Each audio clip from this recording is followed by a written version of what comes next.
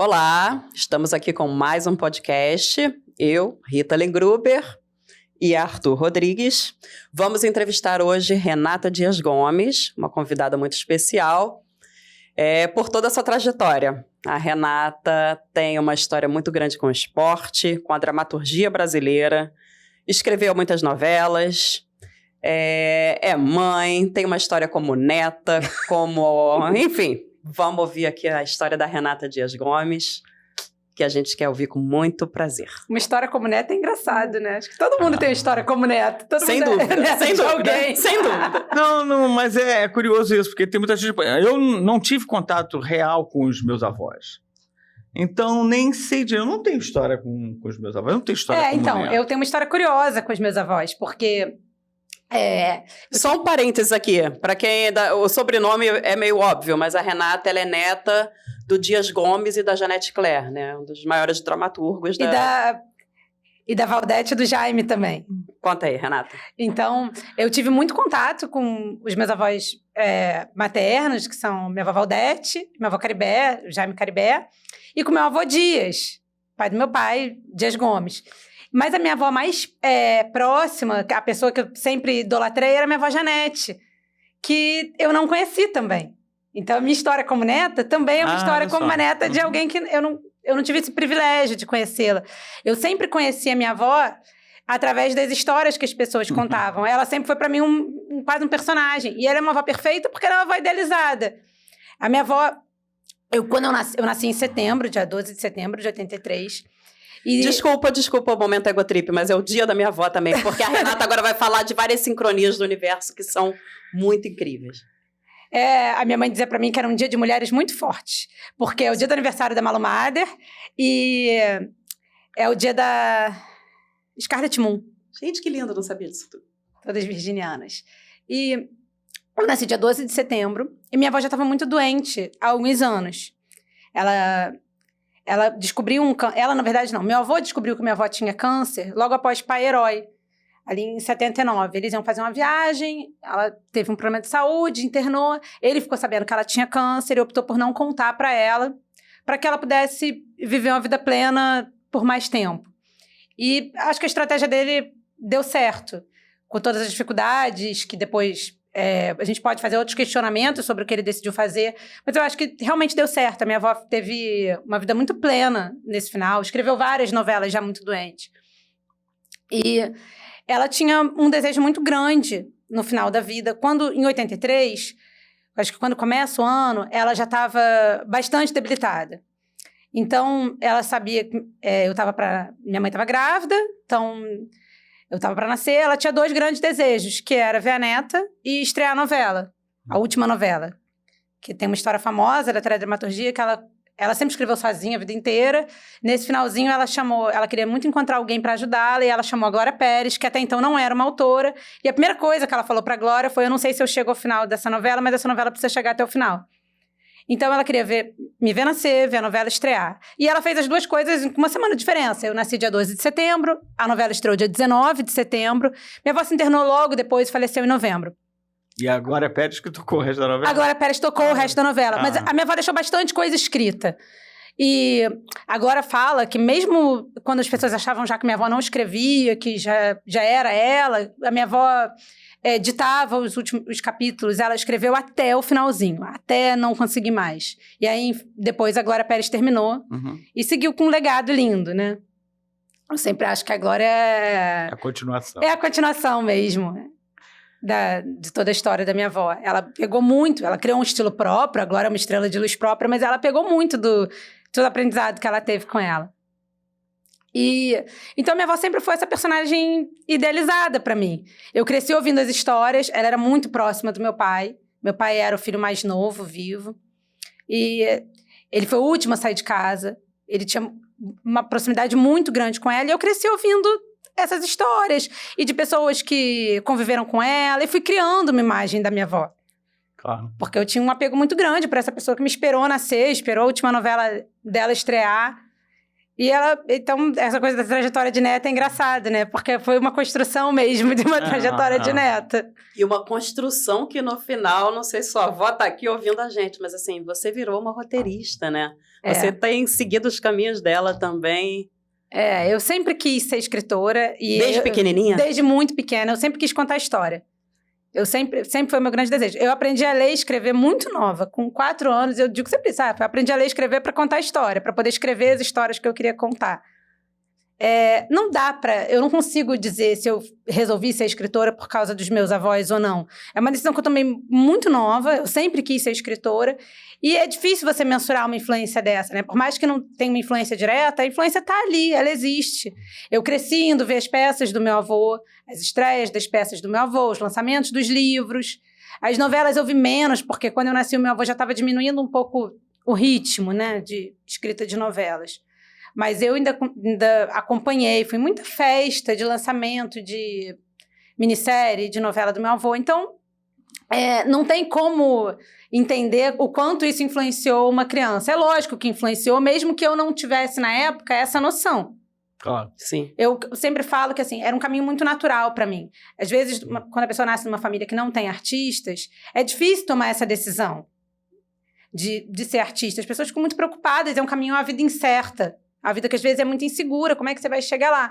E para mim, era um caminho muito natural, porque tinha esses 2 exemplos dentro de casa. De sucesso, né? Financeiro, de respeitabilidade, de status. E além dos meus avós, a família tem muitos outros artistas. Meu pai é músico, meus tios...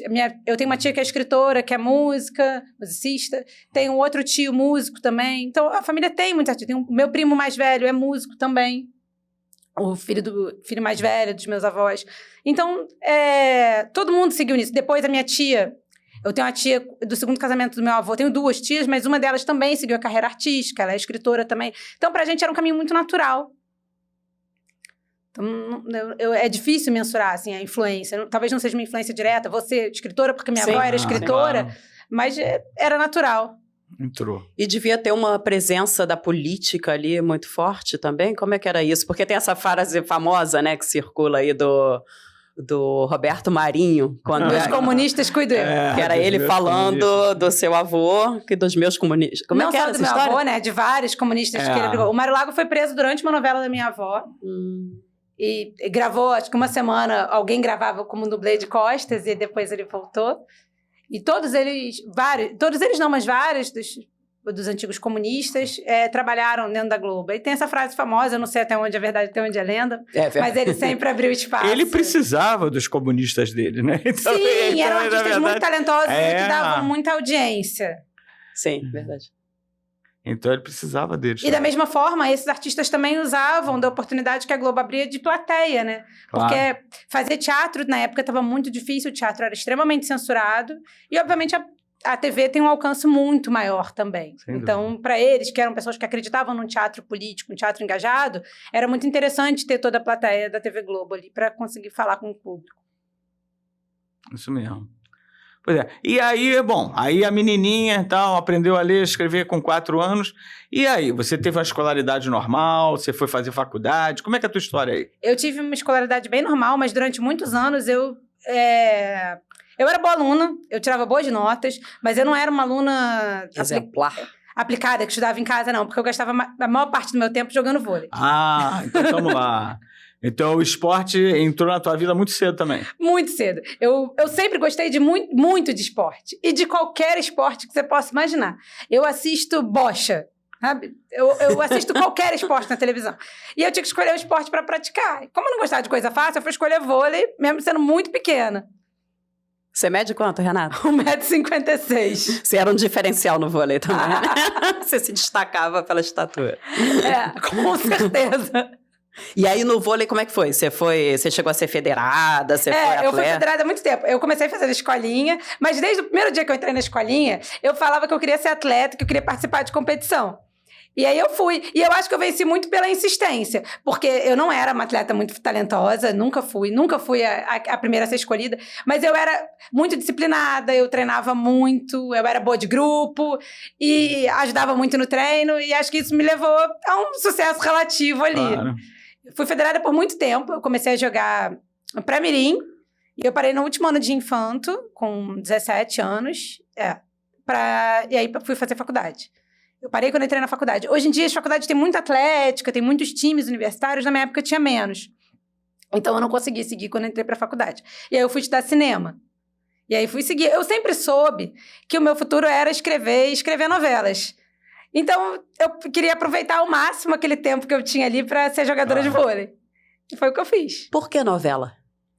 Eu sempre gostei de novela e acho que volta a história de ter 2 exemplos dentro de casa.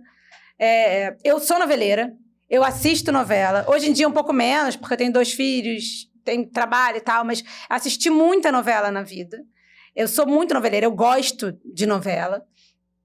E eu gosto da ideia da novela de falar com um grande público. Também, exatamente. Então, falar com a massa é delicioso. Né? Isso é muito maravilhoso. Isso é muito maravilhoso. Sempre foi esse meu grande objetivo. Que é falar com a diversidade, né? Você fala com rico, pobre, com Nordeste, Sul.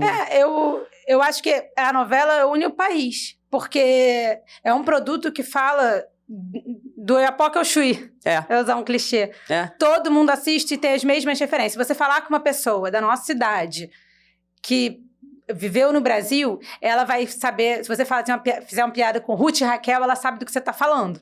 Odete Reutemann, né? Ela sabe do que você está falando, porque as referências são as mesmas. A televisão tem esse poder, né? Sim. Você assiste a mesma coisa em qualquer lugar e constrói referências mesmo. E aí você caminhou... E aí, quando é que você entra efetivamente para escrever novela? Como é que foi isso? Eu terminei a faculdade grávida da minha primeira filha. E eu tinha uma ideia... Você engravidou com quantos anos? Você teve a Maiara com quantos anos? Ela nasceu, eu já tinha 20, mas eu engravidei com 19. E eu tinha sido apresentada antes para o Gilberto Braga. E ele leu meus textos, gostou muito e tinha me indicado para fazer a Oficina da Globo. E eu achava que eu ia fazer a Oficina da Globo. E quando a oficina demorou anos para acontecer, e quando aconteceu eu não entrei. Eu escrevi o teste amamentando com uma mão só e tal, e não entrei. Eu acho que naquele momento eu não estava pronta ainda para entrar. Aí bateu um desespero, porque eu tinha um bebê, eu precisava trabalhar, e aí eu mandei currículo para literalmente todas as produtoras do Rio de Janeiro, 2 responderam, e eu comecei a trabalhar fazendo filme institucional. Correndo em produtora, eu levava minha filha no Canguru, ela conheceu vários lugares, e aí comecei a fazer filme institucional direto, e aí uma das produtoras que eu tinha mandado currículo, uns 6 meses depois, me mandou um e-mail me chamando para uma entrevista, para conhecer para um trabalho. Eu fui nessa entrevista, o cara gostou bastante de mim, era para escrever um programa de dramaturgia para a TV Escola, e já tinham 2 roteiristas contratados, e eles estavam precisando de uma terceira pessoa que fosse quase uma assistente. Quando os outros 2 roteiristas contratados estavam chegando, um deles tinha sido meu professor na faculdade. Só. E aí ele ficou muito feliz que eu estava lá, fez as melhores recomendações, e aí eu fui contratada e fui uma terceira roteirista, não fui assistente. Escrevi o programa com eles, escrevi alguns episódios sozinha. Eram 6 episódios, cada um escreveu 2. E aí essa foi a minha primeira experiência com dramaturgia. E aí daí, nessa época, eu fiquei um tempo trabalhando nesse projeto, em 6 meses. 6 meses a 1 ano, não lembro mais quanto tempo exatamente. Nesse período, surgiu um concurso para novos autores na TV Record. E eu não consegui participar desse concurso porque estava fazendo esse trabalho. E muita gente entrou no mercado através desse concurso. As campeãs escreveram novelas na Record e várias outras pessoas... Uma lista de menção honrosa que várias pessoas foram contratadas e entraram no mercado através desse concurso, que eu, infelizmente, não consegui participar. Mas aí teve um outro evento da mesma época, quem é roteirista da minha idade deve lembrar, que foi uma maratona de roteiros do que hoje é a ABRA, a Associação dos Roteiristas, que na época acho que era ArtTV ainda. Eu não tinha grana para participar, eu consegui uma bolsa, e a Maiara ia assistir as aulas comigo. Pequenininha. E teve o dia da palestra do Thiago Santiago, que na época era um dos chefes da dramaturgia da Record. Foi todo mundo querendo falar com ele por causa do tal do concurso. Todo mundo foi atrás dele. Eu fui também. Mas para explicar, me apresentar e dizer, olha, Thiago, não consegui participar. E ele falou, mas por que você não participou? Eu falei, porque eu estava trabalhando nesse programa da TV Escola. Ele falou, então você já é uma roteirista. Me manda alguma coisa sua para conhecer. Aí mandei para ele um curta-metragem que eu tinha escrito na época da faculdade. Ele leu, gostou muito e aí me indicou para escrever Autoestação com a Margareth Bury. E foi assim que eu escrevi a primeira novela. Aí você entrou, né? Aí depois disso que você foi pra Globo, foi isso? Não, eu escrevi algumas novelas na Record, escrevi Autoestação, escrevi Chamas da Vida. Aí um dia o Silvio Santos me ligou, me chamando para ir pro SBT. Mas foi o Silvio mesmo que ligou? Foi o Lombardi. Foi o Silvio. Foi o Silvio. Tocou o telefone, eu quase xinguei. Porque, na época, o Pânico tava ligando pra casa das pessoas, dizendo que era o Silvio Santos. Foi mais ou menos na época que o Gugu saiu do SBT e foi pra Record. E aí, quando eu atendi o telefone, eu falei assim, por que tá passando trote pra mim, que não sou famosa? Pra quê? E aí ele falou um negócio que só ele podia saber. Ele falou, porque eu sei que você falou com o Rafael, que era o assistente dele na época. Eu falei, Cássia, é ele mesmo. E aí conversamos, ele me chamou, ele já tinha conversado comigo antes, ele tinha me chamado, na verdade, quando eu já estava escrevendo Chamas da Vida. E aí eu falei, não posso vir porque tô escrevendo Chamas da Vida. Aí ele ligou de novo, aí dessa vez ligou em pessoa, primeira vez tinha ligado o assistente, me chamou pra ir lá, fui recebida por ele. Aí dessa vez, ele ligou pessoalmente. Aí fui de novo, e aí fechei com ele. Aí escrevi 2 novelas do SBT com o Thiago Santiago. Escrevi Uma Rosa com Amor e Amor e Revolução. E aí quando acabou, eles acabaram não, mas diminuíram o departamento de dramaturgia e foi aí que eu fui pra Globo. A Ingrid Zavarese, com quem eu tinha trabalhado em Autoestação, estava escrevendo uma temporada da Malhação. E aí ela já estava com a novela no ar, mas estava tendo algumas dificuldades e aí me chamou. Aí você fez qual Malhação? Conectados. E depois você escreveu a novela Império também, não foi? Aí depois eu escrevi Império. Depois eu fiz um trabalho que ainda não foi ao ar, com a Patrícia Andrade. Maravilhosa. Maravilhosa, amo. perfeita, todo mundo ama Pan.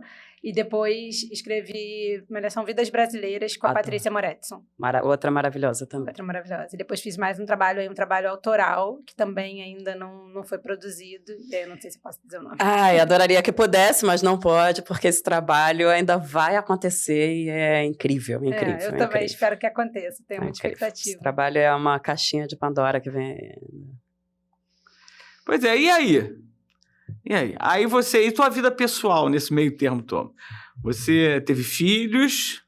Tive a Mayara, que eu já falei. Crescendo. E pra mim é engraçado, porque assim, eu sempre quis ser... sempre não. Eu tomei a decisão muito doida que eu queria ser mãe nova. E eu falei, vou ter filho logo, vai passar perrengue, mas o perrengue vai passar. Era uma decisão de uma menina de 19 anos. Não é uma coisa que eu vou falar, faça isso. Mas na época, pra mim, fazia muito sentido. Então, eu tive a Mayara de um jeito, assim, não vou dizer planejado, mas com muita vontade de ter. E aí, eu só queria ter uma filha. Pra mim, tava muito bom. A Mayara era uma criança linda, maravilhosa, perfeita, que recebia todo o amor do mundo e enfrentava os perrengues com a gente e superava e tava tudo certo. E eu não esperava ter outro filho. E eu me descobri grávida do Tom. E o Tom é a melhor coisa que aconteceu na vida. Foi uma surpresa, mas foi a melhor surpresa que podia ter. Eu tinha acabado de ser contratada pelo SBT, eu fiquei meio assim, e agora, como é que vai ser? Mas eu escrevi a novela grávida, eu pari o Tom em casa. No mesmo dia, o Tom nasceu à tarde, o Tom nasceu às 3h05, ele nasceu em casa. Ele nasceu às 3h05 da tarde, às 6h30 a placenta dele saiu, à noite eu tava fazendo revisão de capítulo. Vou te contar. É porque são 2 coisas que eu gosto muito. Claro! Eu gosto muito da maternidade, parir foi uma coisa muito prazerosa. Você eu gosta gosto de criar, muito né? do meu trabalho. E o nascer em casa foi opção mesmo ou foi não deu tempo? Foi opção. Ele nasceu em casa, na piscina, água quentinha, uma delícia. Então tá, parto. E o Felipe sempre muito parceiro nisso tudo, seu marido, né? Ele é Muito. fotógrafo, né? Ele é fotógrafo e é a melhor parceria que eu tenho na vida. É um casal lindo mesmo. Obrigada. Ele é muito perfeito. E aí veio o Tom, que assim, o Tom a gente olha pra ele fala umas coisas que a gente fala assim, meu Deus, a gente tinha mesmo que ter inventado esse menino. E o Tom tá com quantos anos agora? 13. 13. Eu falo as crianças, mas eu não tenho mais criança. A Mayara tem 19 e o Tom tem 13. Pode crer. Vão ser pra sempre as crianças. Não, você não deixa Dizem de que ser, minha né? avó, quando já estava doente, ela contou pra poucas pessoas, porque assim, era um jogo do contente. O meu avô não dizia pra ela que ela estava doente, e ele achava que ela realmente não sabia, e eu vim saber há poucos anos que ela sabia. E ela falou pra poucas pessoas que sabia que estava doente. Uma das pessoas que ela falou foi pra Beth Savala, que era muito amiga dela, que fez novela com ela, fez O Astro e fez Pai Herói. E elas ficaram muito próximas. E aí, diz que a minha avó ligava para ela, chamava sempre ela pelo nome da personagem, e aí falava, não, se precisar, você cuida das minhas crianças, cuida dos meninos. E a Beth achava que eram realmente meninos. Já eram todos adultos, quase da idade da Beth. O mais velho, acho que é mais velho do que a Beth. Vão ser sempre crianças. E na dramaturgia, na escrita, assim, você tem essa paixão pela novela, por falar com um público amplo, né? Falar com o Brasil todo. Tem algum tema que te fascina mais? Alguma coisa que te apaixone especialmente na escrita? Depende, Rita. Se você me perguntasse há alguns anos, eu ia te falar, quero fazer uma novela sobre ecologia. Mas isso varia muito, é muito do tema que está me encantando naquele momento. No momento, algum tema te encanta? Eu gosto de falar de personagens, eu gosto de ter personagens que não são certinhos. E gosto de discutir hipocrisias da sociedade. Normalmente é uma coisa que me fascina bastante. Dá um exemplo concreto, assim. Como assim? O que é o personagem que não é certinho? É um personagem que tem erros e acertos. Adoro isso também. Que não...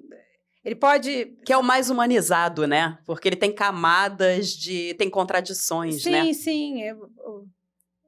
Normalmente é isso que eu gosto de... Mas olha só, como a gente fala que a novela, né, é uma obra aberta, né, vamos dizer assim, porque ela vai sendo construída ao longo do caminho, qual é o poder real que o roteirista tem de intervir na história, entendeu? Ele pode realmente dar um caminho que não era o pensado originalmente. Total, a novela é do autor. Isso. É mesmo. A novela é do autor. E eu falo que a novela é do autor porque o autor, se ele não gostar, ele mata.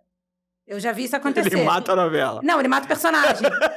Eu já vi casos de gente que pegou pessoas de elenco e aí não foi respeitado nesse romance, nesse date, e aí o personagem desapareceu. Foi pro céu, virou estrelinha. Mas assim, o autor de repente não gosta de um determinado caminho que está sendo dado ali e acha que não tá bom, ele pode matar, ele tem esse poder. Então, o poder de um autor na novela assim como o personagem pode crescer também. Pode crescer, lógico, a gente vê o tempo inteiro. A gente vê o tempo inteiro. Então, você já sentiu esse poder assim na mão de... agora o que eu escrevo é determinante realmente. Você já teve essa sensação quando você escrevia assim de... Já, assim, em Vidas Brasileiras, a Patrícia Moretson é a melhor autora titular para se trabalhar na vida. Tenho certeza que vários colaboradores vão você não trabalhou com a Alessandra Pode, mas ela é incrível. Todo mundo vai defender o autor que ama. Eu também amei, por exemplo, trabalhar com o Agnaldo Silva, que é um gênio. Mas a Patrícia tem uma característica que ela é uma autora muito, muito, muito generosa. Muito generosa. E ela é uma pessoa que motiva a equipe. Se perguntar assim, voltando à história do esporte, né? Perguntar assim, quais os melhores técnicos que você trabalhou? Eu vou responder o Vantuil Coelho, que foi campeão olímpico com a Jaque Sandra, foi meu técnico no Infanto, Patrícia Moretson e Agnaldo Silva. Certo. Então, ela é uma grande técnica, chefe de equipe, é uma autora muito, muito, muito talentosa e que sabe tirar o melhor de cada um dos autores da equipe. Então, trabalhando com ela, a gente tem muito essa sensação de conseguir intervir na história. E quando bate cabeça, você já teve briga assim de bater cabeça mesmo? Assim, não, mas eu acho que é isso. Não é isso, é aquilo, não sei o que. E você comum, tem que... Não, é comum na equipe se discutir bastante, se discutir os rumos da novela. Todo mundo sabe que, no final das contas, a grande decisão é do autor titular. E ninguém discute isso. Mas eu tive sorte de trabalhar com pessoas com... Normalmente eu concordo muito dos rumos. Às vezes você discorda de uma abordagem ou outra e tá tudo bem. Agora acho que isso também, eu não sei, a minha visão de roteirista também, assim, que numa obra coletiva isso enriquece muito, né? Eu lembro, volta e meia, na nossa equipe da novela Além da Ilusão, da autora, Alessandra Pode começar a trazer questões pra gente, aí um falava uma coisa, aí discordar, como essas discordâncias enriquecem também. Com certeza. Mas e até coisas de que você quebrar a cara, que você vê assim, que você defendeu uma teoria, aí venceu a outra teoria, ela falou, não, vou por esse caminho, e quando você vê, cara, que barato, né? Com muito certeza, bom isso da coletividade. E isso é muito fascinante. Mas isso não é bateção de cabeça, não é briga. Não é briga. Não é briga. Faz parte do processo. Sim. E que te leva à reflexão, né? O Agnaldo Silva é uma das pessoas mais geniais do mundo.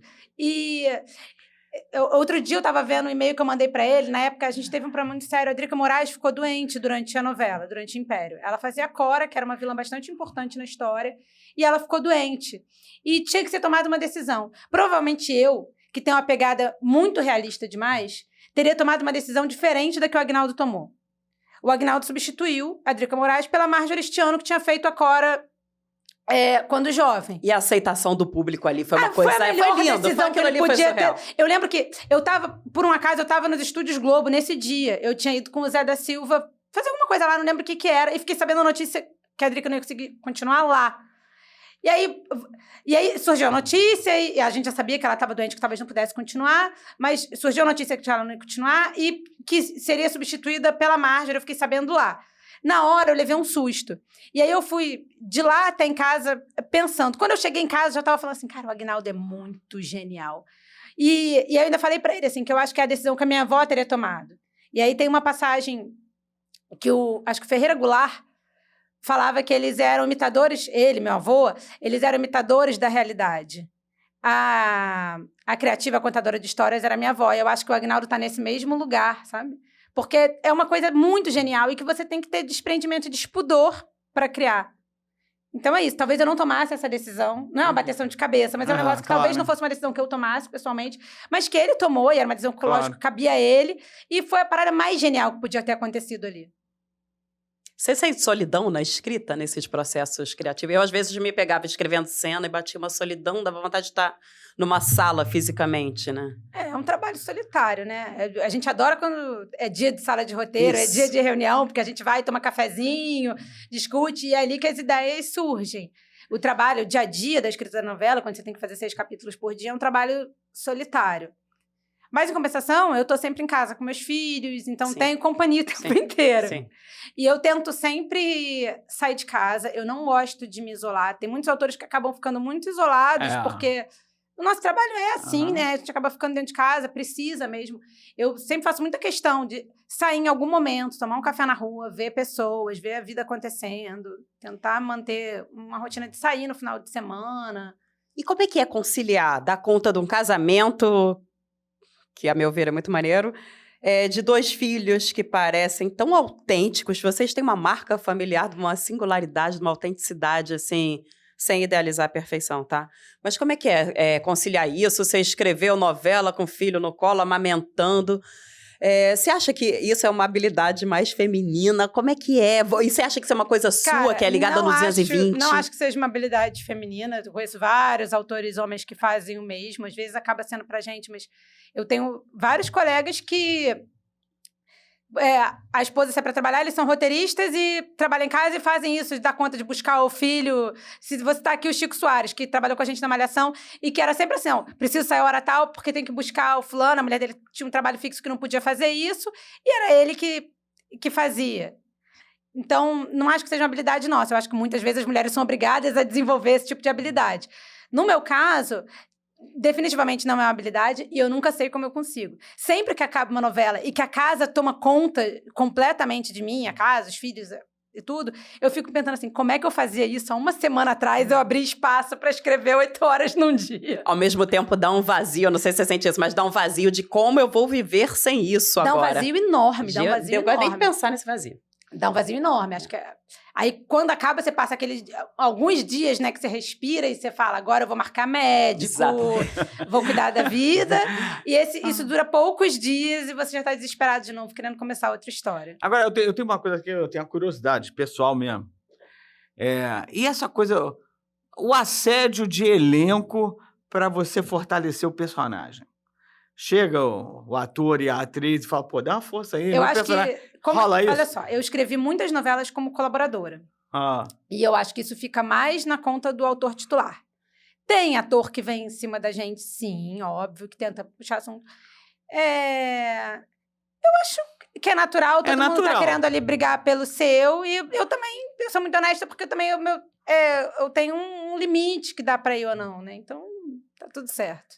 É porque tem aquele cara que tem uma habilidade específica, né? Ó, eu sei cantar em italiano. Pô, inventa uma parada aí pra eu cantar em italiano, sei lá. Eu acho que tem de tudo. Eu acho que tem também atores que eu acho que a gente passou por isso em Além da Ilusão, não vou tentar não citar nomes, assim, mas era até de trilha secundária.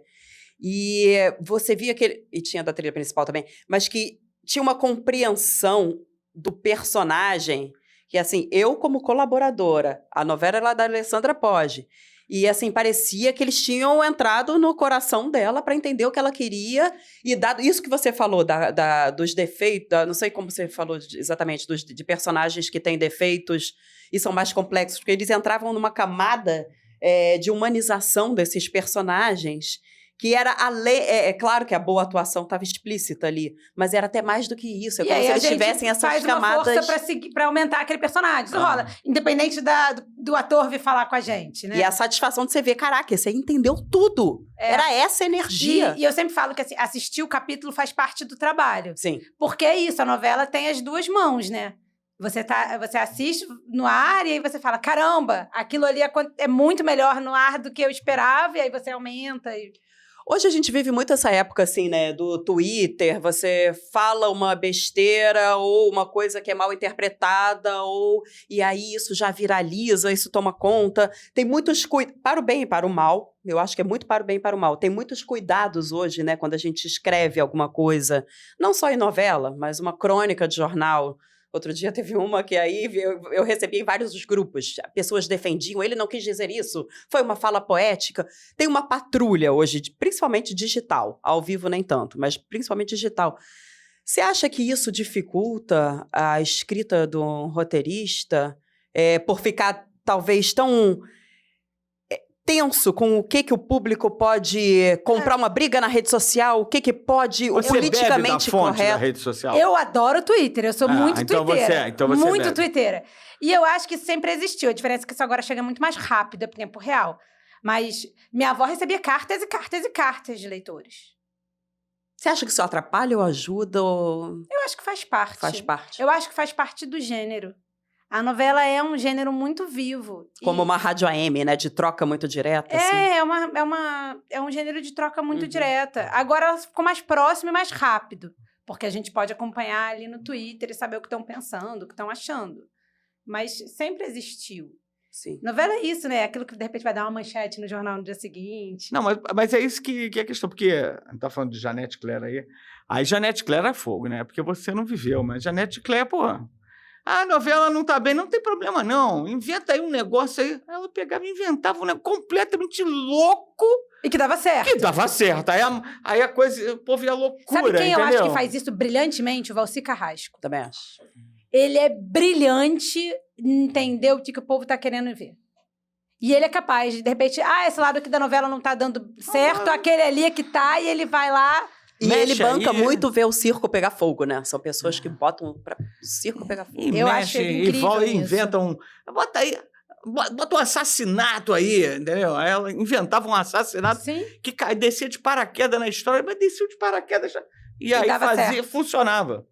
Aí funcionava. É uma habilidade de entender o público. Ela exatamente. tinha essa habilidade. Eu acho que o Valci Carrasco tem essa habilidade muito enorme. Rosane Svartman também. A gente tem muitos autores brilhantes. A nossa teledramaturgia é muito rica, né? Sim. A gente tem autores muito, muito incríveis e brilhantes. Fez uma escola, né? A Thelma e a Duca. Se for falar aqui, eu sou fã de muitos autores. Eu acho que a gente tem uma teledramaturgia muito incrível.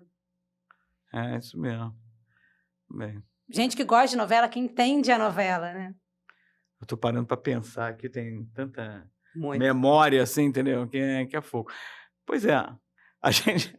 Eu me lembro uma vez uma fala do Nelson Rodrigues, né? Que eles competiam, ele e Dias Gomes competiam, tinha aquelas falas de vamos ficar alfinetando o outro. A história é engraçada. E pois entre várias, né? O meu avô tinha uma explicação pra essa história. Tá? Porque a história que chegou pra mim quando eu era criança é que tinha começado porque o meu avô tinha dado uma entrevista onde ele dizia que ele era o maior autor do Brasil. O meu avô se defendia e dizia que não era bem assim. Que botaram uma manchete que não era diretamente ligada à entrevista que ele deu. Que na entrevista, o repórter tinha provocado e falado assim, você escreveu peças dramáticas, peças de comédia, peças de gêneros diversos. Você considera que você representa todo o teatro brasileiro? Aí ele disse que, olhando por esse ângulo, sim, ele representava todo o teatro brasileiro. E aí parece que a manchete foi algo mais dizendo que ele era o maior dramaturgo. E aí o Nelson Rodrigues mandou responder que ele não era nem o maior dramaturgo da casa dele. Mas o Nelson depois, mais velho, né? Tempos depois, ele diz que, na verdade, as pessoas deviam ver menos novela e ler mais os livros de Dias Gomes, entendeu? Seria mais interessante se as pessoas fizessem. Então, eu acho que é até uma reverência, sim, né? Sim. É legal, bacana até. Sim. É. E aí, e o que mais? Como é que daqui você anda para onde? Não sei. Estou no momento agora... Eu saí da Globo em novembro e estou num momento agora de conhecer o mercado fora. Eu sempre trabalhei em emissoras e estou num momento de entender esse outro mercado que fala com um público um pouco, não é diferente, mas é outra forma de falar com o público. É um público mais segmentado, né? É um Acho que as coisas estão meio segmentado. direcionadas. Eu gosto de dramas humanos. Mas, ao mesmo tempo, eu entendo que... Estou entendendo ainda esse mercado, mas eu entendo que isso é o que acontece hoje. Você tem produtos mais segmentados, mas que também há uma busca por um produto que possa funcionar no streaming e que seja que mais tem um grande para todos, alcance, e que tem um grande alcance. Sim. Há uma busca por isso. E eu estou tentando entender esse veículo. Acho que estamos todos nesse mesmo barco, né? De tentar entender... Porque esse caminho do audiovisual vem mudando muito, né? Muito. Antes a gente cresceu, quando a gente era pequena, essa coisa da TV Globo. E aí, hoje tem 1000 plataformas e, ao mesmo tempo, a TV aberta ainda é muito forte. Até o podcast era uma coisa que não existia. Hoje a gente está aqui no podcast gravando. Mas sempre existiu programas de rádio. Sim, mas hoje a gente tem mais plataformas. Mas eu acho que hoje ainda tem a divisão ideológica, né? Que está muito... Nos últimos anos, então, isso ficou tão... Você consegue assistir só aquilo que você quer ver. Exatamente isso. Então, eu estou entendendo isso um pouco. Eu já tenho alguns projetos para acontecer, que eu ainda não posso falar sobre, mas eu estou nesse momento de entender muito o mercado. Porque a TV aberta te obriga a assistir, obrigava, né? Vamos botar assim. Então, quem vem de uma televisão de 30 anos atrás... A TV aberta te obrigava a assistir aquilo. Era aquilo que existia. Sempre houve a opção de você mudar de canal ou você desligar a TV. Eu acho que o que acontece é que a TV aberta, e ainda é assim, ela pauta a conversa do dia seguinte. Então, se você não assiste, você também fica meio fora do que está acontecendo. Eu lembro que quando eu era criança, adolescente, aos domingos, depois do Fantástico, eu assistia o Cartão Verde na TV Cultura, em vez de ver o Sai de Baixo. E no dia seguinte, eu não sabia o que os meus amigos estavam falando. Eu comecei a assistir o Sai de Baixo, porque era um negócio que era a pauta do dia, eu fui tentar... Fora da roda. Pra não ficar fora da rodinha. Continuava vendo Cartão Verde, mas dava um jeito de passar ali e entender o que estava se falando. Sim.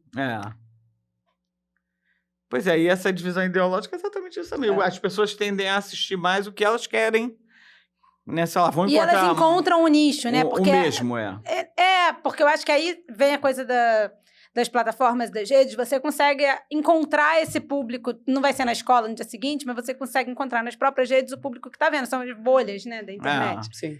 E aí você consegue estar dentro da rodinha, da sua rodinha. Você não precisa ir lá para outra para saber o que está se falando. Mas a TV aberta ainda tem esse poder. Sim. Você não precisa, para falar de uma novela de muito sucesso, você não precisa estar assistindo Vai na Fé para saber o que está se falando. Aonde você for, tem alguém comentando da novela. É verdade. Isso é muito legal. Uma curiosidade pessoal também, assim, eu ainda estou muito tentando elaborar e entender a pandemia, que eu acho que a gente viveu uma experiência meio de guerra aí. Você que é uma pessoa muito especialmente ativa, fisicamente, com a sua relação com o esporte, uma mente aceleradíssima, cheia de histórias e querendo dar forma a 1000 coisas. Foi assim que eu te conheci, foi maravilhoso trabalhar com você, assim. A Renata, eu trabalhava com a Gabriela Máximo na Globo, no departamento de obras literárias, que a Mônica Albuquerque criou. E a Renata era a nossa parecerista. Eu fiquei um ano lá fazendo Ficou um ano isso. com a gente e foi depois de maravilhoso. Império. Logo depois de Império. Normalmente, as pessoas tiram um ano sabático depois de uma novela. Renata não tirou um ano sabático. Ela garimpava esse luxo. Aí eu fui lá e falei assim, olha, uma novela seguida talvez eu não aguente. Mas se tiver qualquer outra coisa pra fazer... Aí me botaram essa função que era uma delícia. E foi uma delícia, porque era uma equipe muito ética, muito maneira. E a gente ali... A Renata garimpava os livros que podiam ser adaptados ou não. Enfim, fugi um pouco da pergunta. Mas voltando à pandemia, como é que foi para você viver esse isolamento? Que eu acho que pra gente foi uma ferida que eu acho que a gente não tem dimensão do quão grave foi. Não, eu acho que foi desesperador, que nem foi desesperador pra todo mundo, né? Eu acho que foi um desesperador universal. E a gente, como mãe, ainda tentando fazer o filho ficar feliz. Eu não sei, eu acho que foi uma experiência meio de guerra, assim. Foi bem enlouquecedor. Como eu acho que foi pra todo mundo. Pra mim, só não foi mais enlouquecedor do que quando eu rompi o ligamento do joelho. Foi pior? Foi pior, porque durante... Assim, é lógico que na pandemia, a gente tá falando de um problema mundial. Com as Não, pessoas sim, mas morrendo, falando não dá do pra seu comparar, caso, tá? claro. Não dá pra comparar. Mas falando da sua história. Eu não acho que tenha saído nada bom da pandemia. Sim, a pandemia é um terror que a gente passou. Felizmente, superamos. Pra mim, pessoalmente, na pandemia eu ainda conseguia malhar no quintal. Quando eu rompi o ligamento do joelho e fiz que foi a cirurgia, recentemente, né? Isso eu rompi o ligamento cruzado posterior, que é uma lesão rara pra caramba. Isso tem 1 ano e meio, é isso, mais ou menos? Tem 1 ano Tá. da ruptura. Eu tentei um tratamento conservador por alguns meses, não consegui, tive que fazer a cirurgia em novembro. Então, eu fiquei um tempo no sofá. Você vai estar aí amanhã? Eu falo, vou estar aqui no mesmo sofá. Porque eu só podia sair do sofá para ir ao banheiro com dificuldade. Então, isso para mim foi bem enlouquecedor, porque não poder gastar energia, não poder mexer o corpo, para mim foi muito difícil. Você tem uma sintonia de corpo e mente aí bem clara, né? Eu preciso gastar energia para a cabeça funcionar. Genial mesmo. Na minha época, eu tô com 39 anos, eu fui diagnosticada pequenininha como hiperativa. Hoje a ciência evoluiu e o diagnóstico é um pouquinho diferente, né? Eu posso estar falando uma grande besteira, não sou especialista em saúde mental, mas hoje acho que o diagnóstico seria TDAH. Seria. Transtorno de déficit de Sim, atenção com sim. hiperatividade. Na época só falavam que eu era hiperativa. E os recursos eram menores também Sim. para o tratamento. E a única coisa que eu fazia, talvez, não sei se por opção da minha mãe, ou era o que eu sentia, era gastar essa energia. Gastar. Aí eu gasto energia, eu faço muita atividade, aí a cabeça funciona um pouco melhor. Dá uma acalmada na mente. Dá uma acalmada na mente. Sem isso, é desesperador. Porque a cabeça fica fervilhando. Exatamente. Conheço. E aí é difícil você pescar o que está sendo pensado de útil aqui dentro. Sim, sim. Agora, eu ouvi uma história aí eu queria que você contasse essa história. Como é que é a história que sua filha ficou muito preocupada com um fã da sua avó? Como é que é essa história mesmo? Então, eu aprendi na vida a receber o carinho dos fãs da minha avó. Apesar da minha avó ter falecido há quase 40 anos, a gente ainda encontra muita gente muito apaixonada por ela. Quando as pessoas sabem que eu sou neta da minha avó, e do meu avô também. Mas é porque eu acho que a minha avó despertava uma paixão das pessoas, que é um negócio muito louco. Do meu avô também. Mas não sei, minha avó tem uma coisa de emoção mesmo. Eu acho que a sua avó chega mais no coração e ele tem um lugar da idolatria. Mais distanciado. As pessoas idolatram muito, assim mas como com eu. Uma reverência mais... Eu também idolatro meu avô, o ídolo maior. Eu acho que é o nosso maior dramaturgo. Eu amo a obra do meu avô, muito. Além de amar o avô, que era outra coisa, completamente diferente e muito maravilhoso também. Mas tem uma coisa de uma emoção que a minha avó ainda desperta nas pessoas, que é muito doido. E eu já vivi várias situações, mas é que a minha filha gosta que eu conte sempre, é que uma vez a gente estava no parquinho do Fluminense, do clube, ela era pequena, e eu estava conversando com o rapaz que trabalhava no quiosque, que era muito noveleiro. Muito noveleiro, muito noveleiro, muito noveleiro. Ele sabia tudo de novela. De todas as épocas, o que tinha acontecido em cada novela. Ele era um pouco mais velho que eu, então eu tinha memórias até mais antigas. E aí ele ele queria lembrar uma data de uma novela. E aí eu fiz um comentário falando que de coração alado, eu sabia que tinha sido de 80, 81, porque era uma novela da minha avó. Falei assim, naturalmente. Ele parou, fez um silêncio e falou, você é neta da Janete Claire? Aí eu disse, sou. E aí ele disse, visito sua avó todo ano. E aí dessa vez eu fiquei sem saber o que dizer. É igual que você respira e diz, que legal.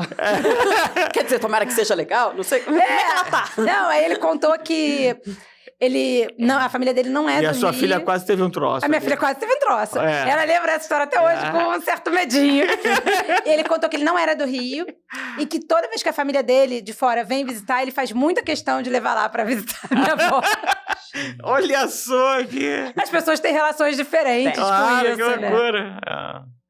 Que bom. A novela tem essa coisa de entrar dentro da casa da pessoa, né? E fazer parte do cotidiano, molda o dia, quando é o noveleiro mesmo, né? E a minha avó, eu não tenho essa noção da dimensão do que a minha avó alcançava. Eu sei, eu sei mentalmente. Eu entendo e tento comparar com fenômenos que eu conheço. Isso que a minha avó despertava. Eu sei. Eu conheço os dados. Mas eu não senti isso. Eu não estava lá e eu não vivi uma novela de Janete Claire. Sim. Então, aí meu pai às vezes fala, meu pai fala assim, porque sua avó era a pessoa mais famosa do Brasil. Minha mãe fala assim, que exagero. Mas eu já ouvi de outras pessoas da idade do meu pai, falam assim, lógico que era, tá certo. Então, mas eu não tenho essa noção da dimensão. Eu tinha um tio que era até engraçado, que ele via a novela para ficar reclamando o tempo todo. Mas isso é um absurdo. Não tá vendo que... Olha só, mas que mentira. Como é que isso pode acontecer? Isso é muito comum. Era a coisa mais comum e o povo adorava. Aí todo mundo mandava o velho calar a boca. Cala a boca. Mas que absurdo. Isso é totalmente real, não sei o quê. Mas o povo adorava. Mas até hoje a novela ainda faz parte isso, do né, nosso cotidiano. Hoje um pouco menos, mas ainda faz. Eu falei, né? Vai na Fé, que é um fenômeno. A gente acaba assistindo... Eu adoro a novela. Mas você acaba assistindo para participar da conversa. Porque tá todo mundo falando sobre. É isso. Vamos chamar a Mayara. Vamos, Mayara. Olha só, já que a gente falou da filha aqui, vem cá. É porque a gente tá com a filha da Renata aqui, então a gente entra aqui um instantinho aqui no quadro. Só aqui, vem pra cá. A minha filha é viciada em podcast. Ela escuta muitos podcasts. Aí quando eu falei que eu vinha gravar um podcast, ela perguntou, mãe, posso ir junto? Isso. E aí vamos combinar que a Renata traz sempre a filha pra... Quando a gente fez o Laboratório de Narrativas Negras, uma parceria com a Flup, Mayara estava sempre lá. Eu apareci no Jornal Nacional. Ela apareceu no Jornal Nacional. Aí, que chique, hein? Tá vendo? Ela tinha 15 anos. Era 15, filha? Acho que era 15 anos. E aí ela pediu, mãe, posso te acompanhar? Eu fui ser orientadora do Laboratório de Narrativas Negras da Flup. E aí ela foi me acompanhar no primeiro dia. Eu disse, podia. Aí ela foi acompanhar. E ficou lá sentadinha no cantinho. O câmera do Jornal Nacional achou que ela era uma menina muito linda e deu um close nela. Maravilha! Quando estavam falando dos alunos, deu um close. Ela não tinha idade pra participar. Mas é muito lindo como você leva a sua carreira com a família junto, de uma forma assim. É o que eu falei, né? Mesmo, do jeito que é pra ser, vida real. É o que eu falei, assim. Não tinha opção quando eu comecei... O Felipe não era fotógrafo, ele trabalhava com outra coisa e passava o dia fora. Então, ficávamos eu e ela o dia inteiro, tinha reunião na produtora, ela tinha que ir junto. Então, começou assim e ela adquiriu o hábito de acompanhar a mamãe. E pelo visto gostou, né? Conta um pouquinho de você aí, Mayara. Conta aí pra gente. Também vai caminhar por aí também? Fala aí, sua idade. Peraí, agora eu vou fazer a Mãe Coruja e vou falar. Vem cá. Porque ela faz... Atuação cênica. Arte cênica, atuação cênica na Unirio. E ela passou com nota 1000 no teste de habilidade específica. Nossa, que chique! Chiquérrimo. Tá gostando? Que legal. É isso aí, tu tem que cair na vida mesmo. O que você quer ser quando crescer ainda mais, garota? Eu não crescer muito, né? Que eu sou pequenininha. Igual sua mãe, né? Fala no microfone. Mas eu quero ser atriz. Quer ser atriz? Ela sempre fez teatro. A professora dela da escola me chamou quando ela tinha 6 anos e falou assim, Renata, talvez seja a hora de botar a Mayara no teatro, porque ela não sabe quando é hora de atuar e quando é hora de ser Mayara. Maravilhoso. Aí eu tinha muito medo de botar ela pra fazer teatro tão cedo, porque eu tenho um certo receio da vida de ator mirim. Então, eu tinha um certo medo, mas eu falei, cara, vai fazer teatro com uma pessoa que eu confio. E aí ela foi. Ernesto Stupícolo? Não, Ernesto Stupícolo é meu tio, mas ela não fazia com ele, não. Ela fez aula com ele só com 18 anos. Ela fazia aula com a Cássia Furrô, que é muito amiga da minha família e que é uma excelente professora de teatro. Dava aula em escola, dava aula em teatro. E ela ficou anos lá fazendo. Eu chamo de tia Cássia. Fazendo aula com a tia Cássia. Falei que ela cresceu como e agora tá pessoa na e atriz. E passou com nota 1000, que é muito importante. Que bacana. Sensacional, cara. Isso aí. Muito maneiro. Muito sucesso pras duas. Muito maravilhoso ouvir você. Foi ótimo ter Obrigada. vocês aqui. Entendeu? Acho que ótimo, né? É maravilhoso. É, A ótimo. Renata é uma pessoa que eu, cara, admiro muito. Assim, acho que é uma energia solar e uma Parabéns. pessoa de uma ética no trabalho. É A gente já recíproco, passou por Rita. saias justas profissionais, assim, mas um papo reto, uma integridade, assim, e muita criatividade. É isso. Parabéns para as duas. Muito obrigada. Muito obrigado. Obrigada, gente.